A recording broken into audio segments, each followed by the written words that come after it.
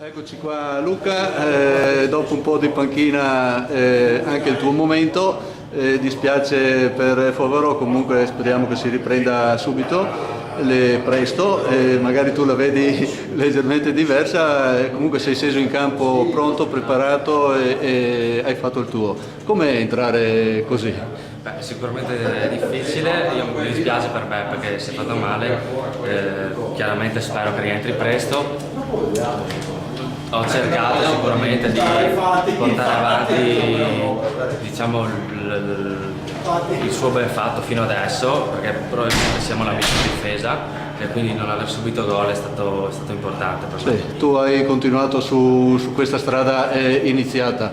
Andando invece sulla partita, una partita dura, ostica, un 1-0 che ci premia quantomeno per la volontà e la determinazione espressa in campo. Avevate un po' di timore tu come ultimo baluardo in difesa, come sentivi la temperatura in campo? No, sicuramente dopo l'1-0 loro hanno cercato in tutti i modi di pareggiare, pur rimanendo in 10 comunque buttavano questi palloni davanti e noi abbiamo dovuto difenderci, abbiamo stretto i denti e alla fine abbiamo vinto.